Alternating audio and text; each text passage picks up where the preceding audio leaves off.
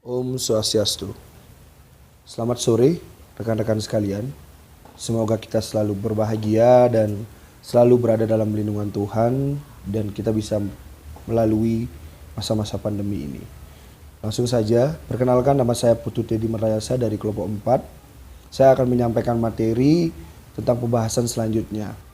Makalah yang akan saya bahas pada sore hari ini adalah tentang teori-teori pendidikan. Dan apa sih relevansinya atau apa sih keterkaitannya dengan situasi pendidikan di Indonesia. Nah, jadi seperti yang kita ketahui, pendidikan adalah suatu aspek universal yang harus ada di dalam kehidupan manusia. Nah, jadi dari sejak lahir, dari sejak kita berada atau hadir di dunia ini, kita sudah menjalani yang namanya proses pendidikan. Nah, tentunya proses pendidikan ini akan membentuk manusia menjadi manusia yang seutuhnya. Apa yang dimaksud dengan manusia yang seutuhnya, yaitu manusia yang mampu memiliki kecerdasan maupun mampu melakukan segala sesuatu di jalan kebenaran.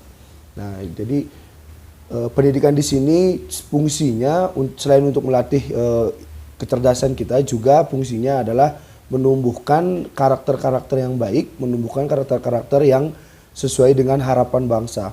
Nah, karena kita hidup di bumi yang situasi bumi ini tentunya dibagi oleh beberapa negara dan di setiap negara memiliki tujuan pendidikannya tersendiri. Nah, jadi untuk di Indonesia sendiri, yaitu salah satu tujuan pendidikannya ya adalah mencerdaskan kehidupan bangsa. Nah, dalam perkembangan pendidikan, teori dan desain pendidikan itu menjadi sesuatu yang mendasari adanya kurikulum atau sistem pendidikan itu sendiri. Nah, jadi teori itu memberikan pandangan-pandangan pada pendidikan sehingga muncul inovasi-inovasi dan kreativitas teoretikus yang melahirkan teori-teori yang konseptual. Nah, selain itu juga akan merangsang terciptanya suatu desain pendidikan yang baru yang akan diterapkan sesuai dengan teori-teori atau sesuai dengan teori-teori dalam suatu sistem. Nah, jadi dengan kata lain, kurikulum ini menjadi dasar pendidikan atau terselenggarakannya pendidikan di Indonesia. Sehingga bagaimana kurikulum, bagaimana kebijakan pemerintah tentunya akan menentukan bagaimana proses, bagaimana metode, bagaimana situasi pendidikan untuk menuju hasil yang ingin dicapai. Nah, kemudian di sini teori pendidikan itu dibagi atas 4. Yang pertama ada teori klasikal, yang kedua ada teori personal pribadi, kemudian ada pendidikan teknologi dan pendidikan intraksional. Jadi kita masuk di teori pendidikan yang pertama, yaitu teori pendidikan klasik.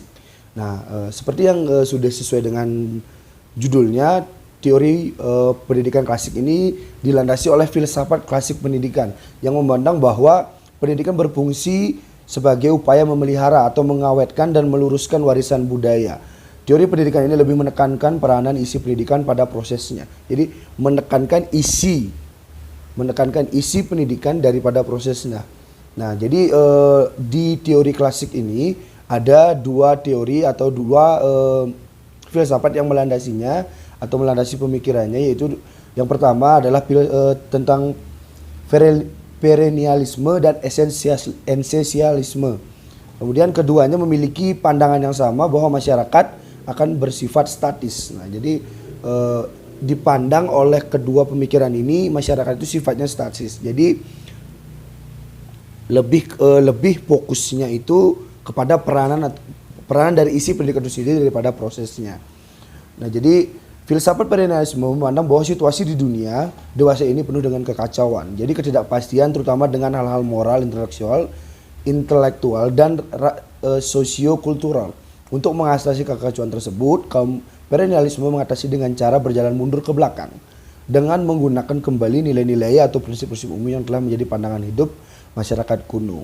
Mereka berorientasi pada masa lampau dan kurang meningkatkan tuntutan-tuntutan masyarakat yang berkembang sekarang. Nah, tentunya seperti judulnya tadi sudah klasik, berarti kekacauan yang terjadi sekarang itu dianggap oleh perennialisme ini adalah bagian dari akibat gerakan-gerakan globalisasi yang begitu pesat. Jadi hendaknya dalam sistem pendidikan itu selalu mengingat apa yang sudah dilakukan terlebih dahulu, karena dianggap bahwa orang-orang terlebih dahulu itu lebih mampu, seperti itu. Kemudian dalam pendidikan perennialisme ini menekankan pada humanistik, pembentukan pribadi dan sifat-sifat mental. Sedangkan kurikulum menurut para ahli perennialisme harus menekankan pada pertumbuhannya intelektual siswa pada seni dan sains untuk menjadi terpelajar dan kultur. Karena menurut kaum perennialisme ini, seni dan sains merupakan suatu karya yang terbaik atau yang paling signifikan yang menciptakan manusia. Nah, seperti itu pendapatnya. Kemudian yang kedua ada esensialisme atau pandangan klasik juga, masuknya di pandangan klasik juga. Berkembang di Amerika Serikat dalam masyarakat industri. Pendidikan ini lebih mengutamakan sains daripada humanistik. Isi pengajarannya lebih diarahkan kepada pembentukan keterampilan dan pengembangan kemampuan vokasional. Para esensial bersifat praktis mengutamakan kerja, mereka menghargai seni, keindahan, dan humanistik. Sepanjang hal itu mendukung kehidupan sehari-hari, kehidupan yang produktif. Kemudian mereka berpikir bahwa praktis bahwa dalam pendidikan itu harus ada jalan untuk mencapai kesuksesan dalam sebuah hidup. Terutama sukses secara ekonomis. Jadi esensialisme ini beranggapan bahwa pendidikan itu tujuannya untuk meningkatkan kualitas hidup, dari segi ekonomi dari segi ekonomi salah satunya. Nah, jadi tujuan kita mendapatkan pendidikan dan lain sebagainya itu adalah tidak lain untuk meningkatkan kualitas hidup dari segi ekonomisnya. Kemudian kita masuk kepada teori pendidikan yang kedua, yaitu pendidikan pribadi. Pendidikan pribadi lebih mengutamakan peranan siswa. Konsep pendidikan ini bertolak dari anggapan dasar bahwa sejak dilahirkan anak memiliki potensi. Pendidikan berdasarkan dari kebutuhan dan minat siswa. Nah, jadi pendidikan pribadi ini menjadi pendidikan yang memang dilakukan sesuai dengan kebutuhan siswa. Karena siswa itu dianggap bahwa dia itu sejak lahir sudah memiliki potensi. Dia itu sejak lahir sudah memiliki minat. Kemudian dan diimbangi oleh bakatnya. Nah, jadi melalui itulah diciptakan sebuah pendidikan yang sifatnya pribadi untuk individu, sehingga individu itu mampu menciptakan kualitas diri yang lebih baik. Karena segala sesuatu pendidikan, apa yang dia dapatkan dalam dunia pendidikan sudah sesuai dengan potensi, sudah sesuai dengan minat, sudah dengan bakat. Nah, kemudian di teori pendidikan ini memiliki dua aliran, yaitu yang pertama aliran progresif. Nah, jadi progresif ini penggagasnya adalah John Dewey. Kemudian perkembangan emosi dan sosial siswa itu sama penting dengan perkembangan intelektualnya. Jadi John Dewey itu beranggapan bahwa emosional dan sosial itu menjadi sesuatu yang sangat penting dan tidak kalah pentingnya dengan perkembangan intelektual. Karena logikanya ketika kita memiliki kualitas intelektual yang baik tapi tidak diimbangi oleh emosional yang baik dan sosial yang baik, itu akan mengakibatkan bahwa kita menjadi orang yang egois. Kita menganggap segala sesuatu yang kita lakukan sudah sesuatu yang benar, dan segala sesuatu yang orang lain lakukan itu adalah sesuatu yang salah. Itu akan menciptakan suatu sifat yang egois, sehingga mungkin itu akan merugikan diri sendiri maupun orang lain yang bersifat banyak. Kemudian isi pengajaran berasal dari pengalaman siswa sendiri yang sesuai dengan minat dan kebutuhan siswa. Guru berperan sebagai ahli dalam metodologi pengajaran. Jadi di sini ini kembali lagi dititik beratkan kepada siswa itu sendiri dan gurunya sebagai penuntun atau istilahnya pengarah. Kemudian yang kedua dari aliran pendidikan pribadi itu adalah pendidikan romantik. Nah, pendidikan romantik berasal dari pemikiran Jean Jacques Rousseau. Nah, maaf saya kurang baik dalam membaca namanya. Nah, jadi intinya dari pendidikan romantik ini adalah proses individual yang berisi perkembangan kemampuan anak berkat interaksi dengan berbagai aspek dalam lingkungannya. Pengalaman merupakan isi sekaligus guru alamiah dari anak. Nah, jadi dianggap bahwa ketika seseorang itu mengalami sesuatu atau mendapatkan sebuah pengalaman dalam hidupnya, itu akan menjadi guru secara ilmiah. Jadi seperti yang kita sudah sering dengar, ada orang bijak berkata experience is the best teacher. Jadi pengalaman adalah guru yang terbaik. Mungkin itu yang mendasari pemikiran dari romantik. Kemudian selanjutnya ada pendidikan teknologi. Pendidikan teknologi yang diutamakan yaitu adalah teknologi yang dikemas, kemudian itu mendukung dari pendidikan itu sendiri. Nah, jadi yang diutamakan dalam teknologi pendidikan adalah pembentukan dan penguasaan kompetensi, bukan pengawetan dan pemeliharaan kebudayaan lama, juga berorientasi kepada masa yang sekarang dan masa yang depan, masa yang akan datang. Jadi seperti yang kita ketahui, teknologi berkembang sangat pesat di era yang sekarang ini, bahkan teknologi seakan-akan menjadi pasangan gitu, menjadi sesuatu yang tidak bisa lepas dari semua manusia, karena segala sesuatu dalam aktivitas sekarang sangat dibutuhkannya teknologi, seperti itu. Jadi perkembangan pendidikan teknologi dipengaruhi oleh perkembangan ilmu dan teknologi itu sendiri, karena pendidikan teknologi berdasarkan prinsip-prinsip ilmu dan teknologi dalam pendidikan. Kemudian konsep pendidikan ini mengutamakan empiris, informasi objektif yang dapat diamati dan diukur secara statistik. Bagi konsep pendidikan ini memandang manusia mereaksi terhadap rangsangan dan lingkungannya, perilakunya dapat dibentuk dengan teknologi perilaku. Jadi segala sesuatu itu didukung oleh teknologi. Itu konsepnya. Kemudian yang keempat ada pendidikan intraksional. Jadi pendidikan ini merupakan konsep pendidikan yang didasarkan pemikiran manusia sebagai makhluk sosial.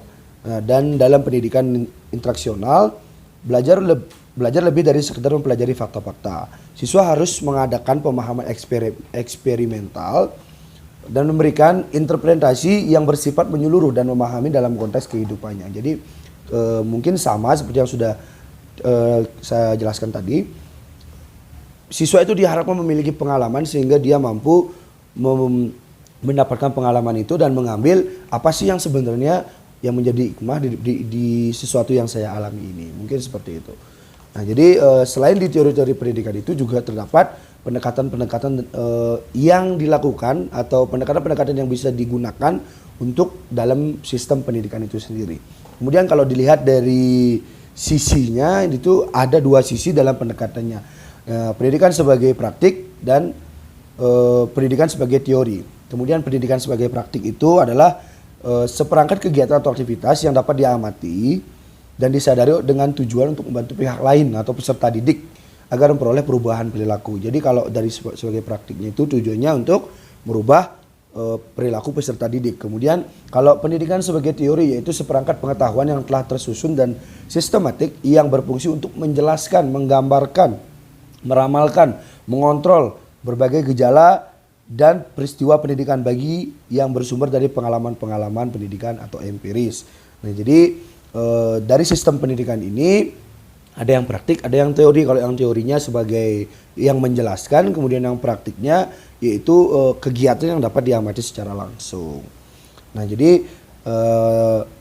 dari dua sisi pendidikan ini dapat dibentuk ada 4 pendekatan. Nah, jadi kita harus mengetahui ada 4 pendekatan. Yang pertama pendekatan sains, pendekatan filosofi, kemudian pendekatan religi. Tiga pendekatan ya. Jadi yang pertama pendekatan sains, pendekatan filosofi, dan pendekatan religi. Nah, yang pertama pendekatan sains. Pendekatan sains yaitu adalah suatu kajian pendidikan untuk menelaah dan memecahkan masalah pendidikan dengan menggunakan disiplin ilmu sebagai dasarnya.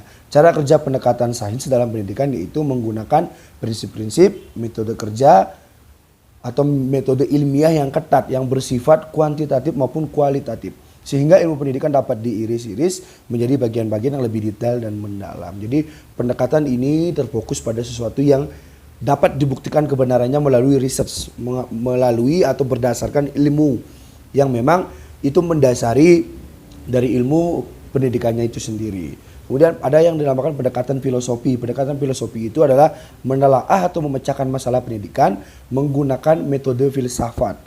Pendidikan membutuhkan filsafat karena masalah pendidikan tidak hanya menyangkut pelaksanaan pendidikan semata yang hanya terbatas pada pengalaman. Dan dalam pendidikan akan muncul masalah-masalah yang lebih luas, kompleks dan mendalam yang tidak terbatas dan itu didapatkan oleh pengalaman indrawi maupun fakta-fakta faktual yang tidak mungkin dapat dijangkau oleh sains. Masalah-masalah tersebut diantaranya tujuan pendidikan yang bersumber dari tujuan hidup manusia, nilai dan pandangan hidup. Kemudian nilai dan tujuan hidup memang merupakan fakta, namun pembahasannya tidak bisa menggunakan cara-cara yang dilakukan oleh sains, melainkan diperlukan oleh renungan yang mendalam. Nah, jadi pendekatan filosofi ini untuk dalam konteks pendidikan yaitu mencari tahu apa sih sebenarnya yang menjadi tujuan dia, ketika dia itu mendapatkan pendidikan. Nah, jadi sains tidak bisa menjelaskan ini. Ini hanya bisa dijelaskan dengan cara kita berpikir, dengan cara kita berkomunikasi dan melakukan perenungan yang mendalam. Nah, jadi itu tentunya menjadi sebuah kontradiksi yang digunakan pendekatan sains itu menggunakan research atau yang berdasarkan disiplin ilmu yang dapat dilihat oleh fakta atau faktual, kemudian dari empirisnya juga akan membentuk atau dapat digunakan dari pendekatan filosofi.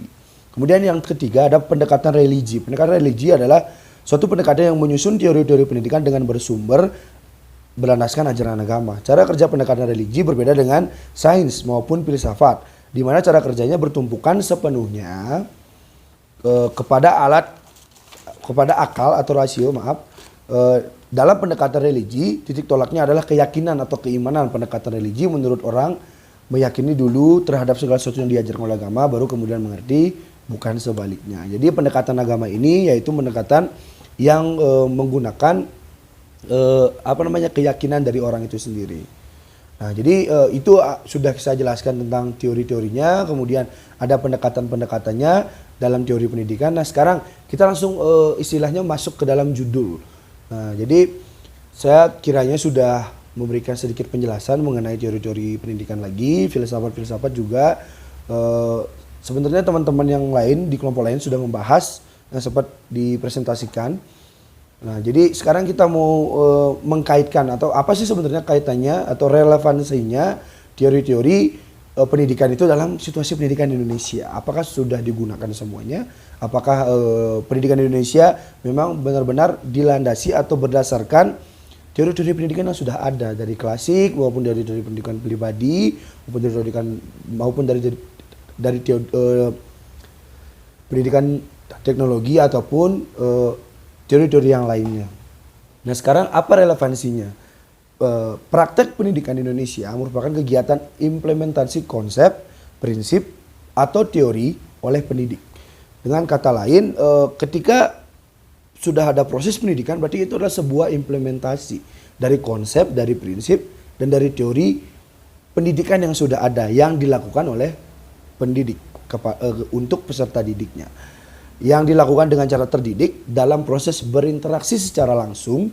Kemudian suasana ini akan bersifat saling menguntungkan atau bertimbal balik yang akan menciptakan suatu pemahaman pentransferan ilmu ini agar peserta didik mampu memahami apa yang menjadi topik bahasan. Pendidikan merupakan upaya yang dilakukan secara sengaja dengan tujuan untuk meningkatkan kualitas individu agar berkembang secara menyeluruh. Dalam setiap pendidikan ada proses pembelajaran. Jadi dalam proses pendidikan pasti ada proses pembelajaran. Cara menjadikan orang atau makhluk hidup untuk menjadi orang yang mampu memahami dirinya secara menyeluruh. Kemudian sesuai dengan penjelasan di atas, relevansinya dari teori-teori pendidikan itu terhadap praktek pendidikan di Indonesia ialah teori pendidikan sangat berkontribusi terhadap pembuatan kurikulum. Nah, jadi seperti yang saya sudah jelaskan di awal tadi, teori pendidikan sangat berkontribusi terhadap kurikulum. Jadi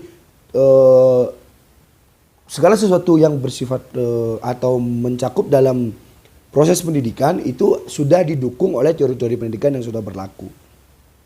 Karena kegiatan pendidikan itu pasti didasari oleh kurikulum yang memang sudah disepakati dalam sebuah negara.